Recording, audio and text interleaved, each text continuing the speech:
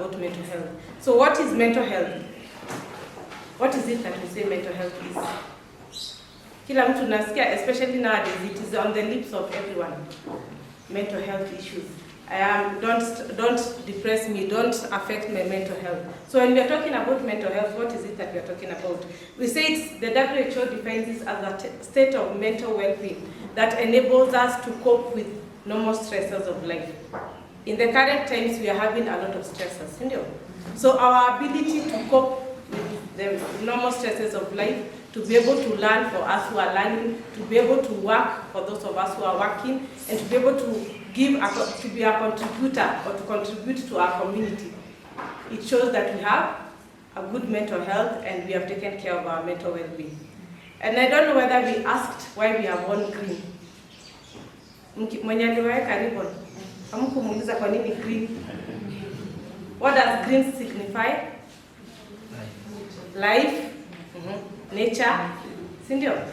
Because green represents hope, growth, and renewal. And that is what we try to ensure when we are working when we are doing mental health. I felt it's important for us to share a little bit of statistics. The WHO says that 1 in every 8 people globally is struggling with their mental health. So unaweza hesabu kwa pilieni, 1, 2, 3, 4, 8. 1 in every 8 people is struggling with mental health. And if you remember, for those of us who can remember, our former president, Uhuru, had a mental health task force. It was around, I think, 2020, isn't it? Around there, before maybe COVID, around there. So the mental health task force that was initiated, they saw in our Kenyan setup, they saw at least 42% of people visiting or seeking primary care have a severe depressive disorder.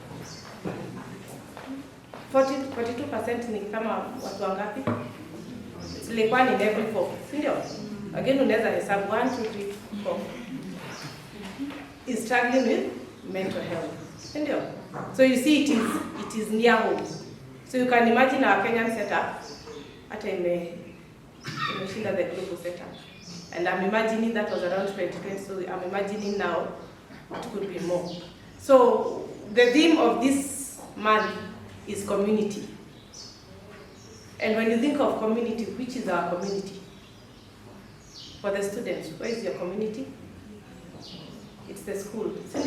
For those of us who are working, PKH is our community.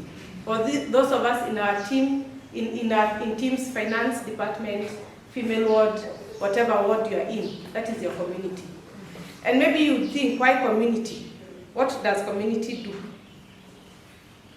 Because most of us, as we belong to a community, it gives us some safety, it gives us some sense of belonging, it gives us a place to be in, sindio?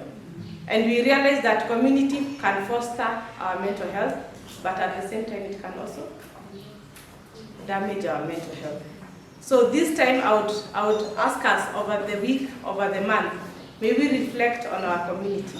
May we reflect and ask ourselves, as a community, as the team that you're in, the department that you're in, because that is your community at this time, are we fostering each other's mental health or mental well-being, or are we damaging each other's mental well-being? So for those of us who are here today, you are our ambassadors over the week, over the month, that we are going to ensure and foster good mental health amongst us. And we will realize that we will not stigmatize, senior. And we are going to give support to each one of us. And we are going to be our brothers and sisters keeper. And I like the fact that we are focusing on community. Because most of the time when people are already at the edge, they were part of our community.